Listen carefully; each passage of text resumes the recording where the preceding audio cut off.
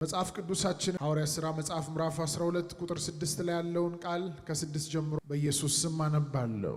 እንዲህ ይላል። ሄሮድስም ሊያወጣው ባሰበ ጊዜ በዚያች ሌሊት ጴጥሮስ በሁለት ሰንሰለት ታስሮ ከሁለት ወታደሮች መካከል ተኝቶ ነበር ይላል። ጠባቂዎችም በደጁ ፊት ሆነው ወህኒውን ይጠብቁ ነበር። እነሆ የጌታ መልአክ ቀረበ፣ በቤቱም ውስጥ ብርሃን በራ። ጴጥሮስንም ጎድኑን መትቶ አነቃው። ፈጥነ ተነስ እልሃለሁ አለው። ሰንሰለቶቹም ከእጁ ወደቁ ይላል። ጌታ ይመስገን። ሰንሰለቶቹም ከእጁ ወደቁ ይላል። የመጨረሻ ቁጥር 7ን አንብቤ የእግዚአብሔርን ቃል በጥቂቱ አካፍላችኋለሁ። የጌታ መልአክ ቀረበ ይላል፣ በቤቱም ውስጥ ብርሃን በራ። በቤቱም ውስጥ ብርሃን በራ ካለ በኋላ መጽሐፉ ሲናገር ጴጥሮስንም ጎድኑን መትቶ አነቃው ይላል። ፈጥነ ተነስ አለው። ሰንሰለቶቹም ከእጁ ወደቁ ይላል። እግዚአብሔር ይመስገን። እስቲ በቀኝም በግራም ላለ ሰው ንኩና በዚህ ሰዓት ላይ የእግዚአብሔር ብርሃን ያገኘሃል ብላችሁ ተነጋገሩ። የእግዚአብሔር ብርሃን ይነካሃል ተባባሉ። ምን አለ? አሜን አለ።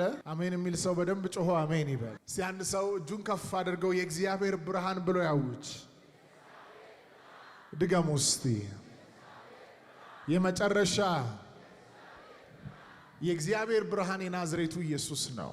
የኢየሱስ መገኘት ውስጥ የሚገለጠው ዋነኛውና ትልቁ ነገር ብርሃን ነው። እሱ ብርሃን ስለሆነ መጽሐፍ ሲናገር ጌታችንም ስለኛ ሲናገር እንደዚህ አለ፣ እናንተ የዓለም ብርሃን ናችሁ አለ።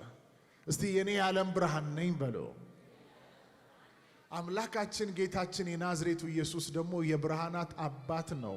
የብርሃን ምንጭ ነው። ክብር ለኢየሱስ ይሁንለት። ዮሐንስ ወንጌል መጽሐፍ ምዕራፍ 1 ቁጥር 5 ላይ እንደዚህ ይላል። በቁጥር 4 ጀምሮ ላንብብ። በእርሱ ሕይወት ነበረች፣ ሕይወትም የሰው ብርሃን ነበረች ይላል። ብርሃን በጨለማ ላይ ይበራል፣ ጨለማም አላሸነፈው። ብርሃን በጨለማ ላይ ይበራል፣ ጨለማም አላሸነፈው።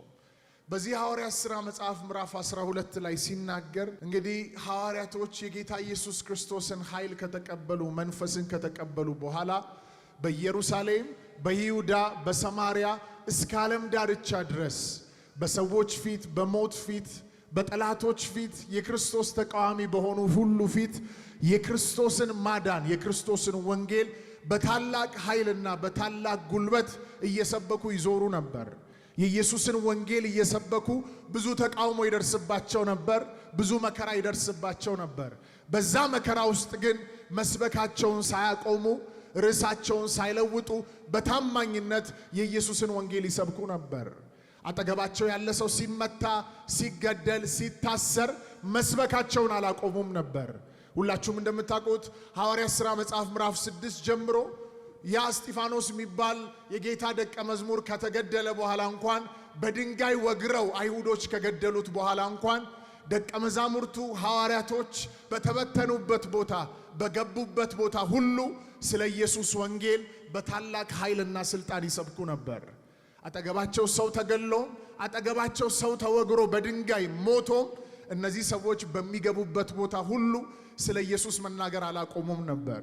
ይህ የኢየሱስ ወንጌል እየሰፋ ምድሪቱን እየወረሰ እየሄደ ባለ ሰዓት ላይ በዛን ጊዜ የነበረ የክርስቶስ ተቃዋሚ መንፈስ ሰዎችን በመጠቀም በተለይ በዛን ጊዜ በነበረ ንጉሥ ሄሮድስ በሱ በመጠቀም መጽሐፋችንን ሐዋርያት ሥራ መጽሐፍ ምዕራፍ 12ን ስታነቡ ያዕቆብን አስገደለ ይላል።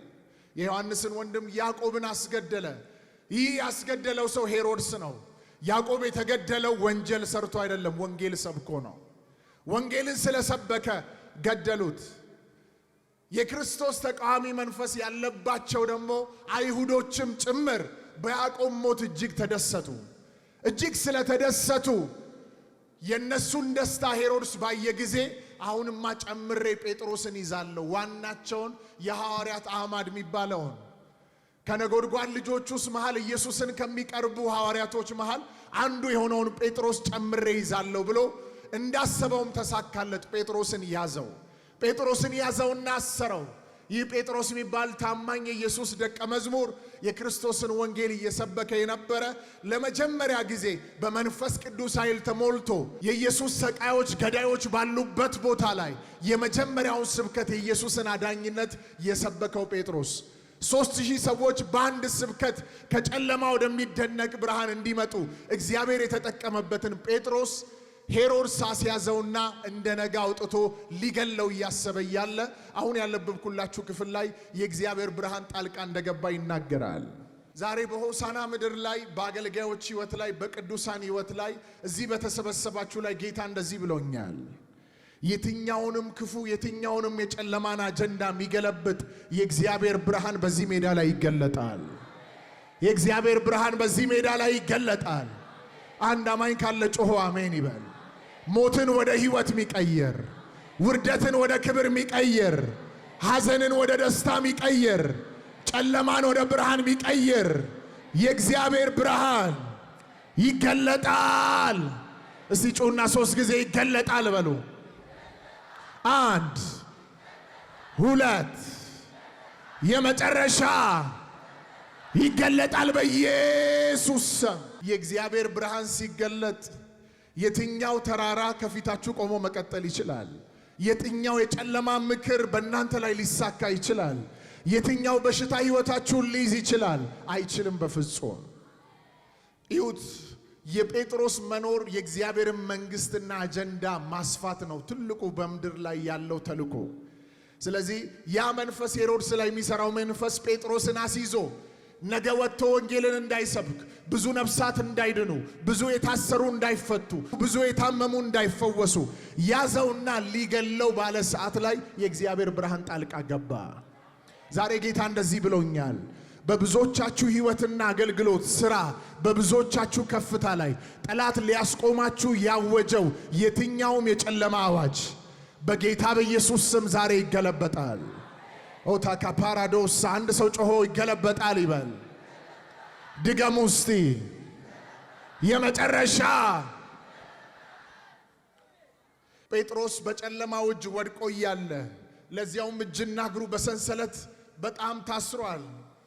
ታስሮ በነበረበት ቦታ ወታደሮች በአራት ፈረቃ ይጠብቁት ነበር። ደክመው ተኝተው እንዳይዘናጉ ከዚህ በፊት እስር ቤት ገብተው ማንም መጥቶ ሳያስፈታቸው በር ሳይከፈትላቸው እነዚህ ሰዎች ወጥተው ወንጌልን ሲሰብኩ ስለተገኙ አሁን በአራት ፈረቃ ተደርጎ አራት ሰው ይጠብቀው ነበር። ይህ ሰው ተኝቷል። የጨለማው አጀንዳ እንደነጋ አውጥቶ ጴጥሮስን ለመግደል ነው። ነገር ግን በዛ ምሽት ላይ አንድ ነገር ሆነ። በዛ ምሽት ላይ በጣም የሚያስደንቃችሁ ነገር ቤተ ክርስቲያን አጥብቃ ስለ ጴጥሮስ ትጸልይ ነበረ። ይህ ትንቢታዊ መልእክት ለተዘጋጀ ሰው ሁሉ አብረን በምንጸልይበት ሰዓት ላይ ለብዙ ትውልዶች እዚህ ለመጣችሁ ብቻ አይደለም፣ ብዙ ትውልዶች የሚያመልጡበት የእግዚአብሔር ብርሃን በምድሪቱ ላይ ይለቀቃል። ብዙ ትውልድ የሚያመልጥበት የጌታ ብርሃን ይገለጣል። የብዙዎች አገልግሎት ያመልጣል። የብዙዎች ሥራ ያመልጣል። የብዙዎች ከፍታ ያመልጣል። አንድ ሰውን ያዙና በዚህ ሰዓት ላይ እንደዚህ በሉት፣ በጠላት አትያዝም በሉት። የጨለማ አጀንዳ ባንተ ላይ አይፈጸምም በሉ። አምኖ የተናገረ ሰው በኢየሱስ ስም ሆኖለታል። በኢየሱስ ስም ሆኖለታል። ሆነለታል በኢየሱስ ስም። ድንገት ያን ቀን ማታ የእግዚአብሔር መልአክ እዛ እስር ቤት ውስጥ ገባ ይላል። የእግዚአብሔር ብርሃንም በዛ ቦታ ላይ ብርሃን ይላል መጽሐፍ ሲናገር፣ ብርሃን በራ ይላል። በዛ ጨለማ እስር ቤት ውስጥ ተስፋ በሚያስቆርጥ ሁኔታ ውስጥ እጅና እግሩ ተጠርቆ በታሰረበት በሰንሰለት ግጥም አድርጎ እጅና እግሩ በታሰረበት እስራት ላይ ወዲያውኑ ብርሃን በራ። ይህ ብርሃን የምድር ብርሃን አይደለም። ይህ ብርሃን የሰማይ ብርሃን ነው። መላእክቱ ሲገባ በዛ ቦታ ላይ የእግዚአብሔር ብርሃን በራ ይላል። በጣም የሚደንቃችሁ ነገር እጅና እግሩ ላይ ያለ ሰንሰለት ወደቀ ይላል። አሜን አትሉ? አያችሁ፣ ጠላት የቆለፈው ሰንሰለት፣ ጠላት የዘጋው ነገር ቁልፍ ሳይመጣ ብርሃን ሲገለጥ የዘጋው ነገር ሁሉ ይከፈታል። ሰንሰለት ሁሉ ይወድቃል። ሰንሰለት ሁሉ ይወድቃል። አይቻለሁ። ይህ ብርሃን የብዙ ሰዎችን ዴስቲኒ ሲቀየር ዛሬም በጌታ በኢየሱስ ስም ይህ ቀን ሳይመሽ ከዚህ ሜዳ ሳትወጡ የእግዚአብሔር ብርሃን የብዙዎችን ሕይወት ያስመልጣል፣ ያስመልጣል፣ ያስመልጣል በኢየሱስ ስም። ከእጅና ከእግሩ ላይ ያለ ሰንሰለት በወደቀ ሰዓት ላይ ጴጥሮስን እንደዚህ ያለው መልአኩ፣ ተነስ ፈጥና አለው። ልብስን ልበስ አለው። ልብሱን ለበሰ፣ ወጣ። የመጀመሪያው በር ተከፈተ። ሁለተኛውን በር ተከፈተ። የከተማይቱ ትልቁ የመዝጊያ በር ለብዙ ሆነው የሚዘጉት የሚከፍቱት በር ልክ በደረሰ ሰዓት ላይ አውቆ ተከፈተ ይላል። ሻታራ ባሐሰተ ለፔሬዶሳ አውቆ ተከፈተ ይላል። ይህ የእግዚአብሔር ብርሃን ይህ የናዝሬቱ ኢየሱስ መጽሐፍ ሲናገር እንደዚህ ይላል፣ ባንተ ፊት የተከፈተን በር ሰጥቼሃለሁ፣ ማንም ሊዘጋው አይችልም። እሱ የከፈተውን የሚዘጋ እሱ የዘጋውን የሚከፍት የለም። የዳዊት መክፈቻ በእጆቹ ላይ ያለ ዛሬ በአንድ ሰው ሕይወት ላይ እናገራለሁ። የፈውስ ደጅ፣ የኃይል ደጅ፣ የበረከት ደጅ፣ የብልጽግና ደጅ በጌታ በኢየሱስ ስም ተከፈተ። አምኖ ለሚቀበል ተከፈተ፣ ተከፈተ በኢየሱስ ስም።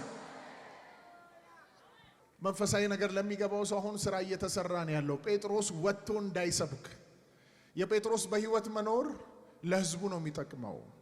ጴጥሮስ ወደ ጌታው ቢሄድ ፈጥኖ የሚወደውን ጌታ ያያል እንጂ አይጸጸትም። ነገር ግን በጴጥሮስ መኖር ውስጥ ብዙዎች ከጨለማ ወደሚደነቅ ብርሃን ስለሚመጡ እግዚአብሔር መጀመሪያ እጁ ላይ ያለውን ሰንሰለት ጣለለት። ከዛ አንደኛው በር ተከፈተ፣ ሁለተኛው በር ተከፈተ፣ ሶስተኛው በር።